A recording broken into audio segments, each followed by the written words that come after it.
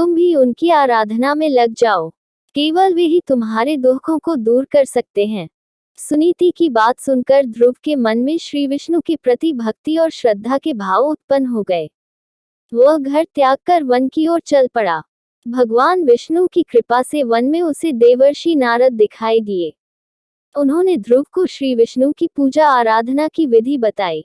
ध्रुव ने यमुना के जल में स्नान किया और निराहार रहकर एकाग्र मन से श्री विष्णु की आराधना करने लगा। 5 महीने बीतने के बाद वह पैर के एक अंगूठे पर स्थिर होकर तपस्या करने लगा। धीरे धीरे उसका तेज बढ़ता गया। उसके तप से तीनों लोग कंपायमान हो उठे। जब उसके अंगूठे के भार से पृथ्वी दबने लगी, तब भगवान विष्णु भक्त ध्रुव के समक्ष प्रकट हुए और उसकी इच्छा पूछी।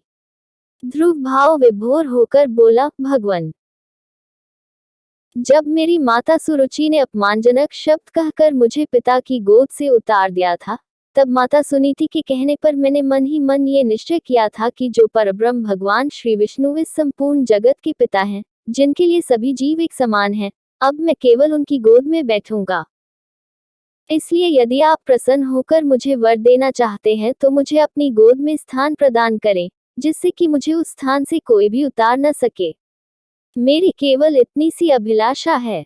श्री विष्णु बोले, वत्स, तुमने केवल मेरा स्नेह प्राप्त करने के लिए इतना कठोर तप किया है, इसलिए तुम्हारी निस्वार्थ भक्ति से प्रसन्न होकर मैं तुम्हें ऐसा स्थान प्रदान करूंगा जिसे आज तक कोई प्राप्त नहीं कर सका।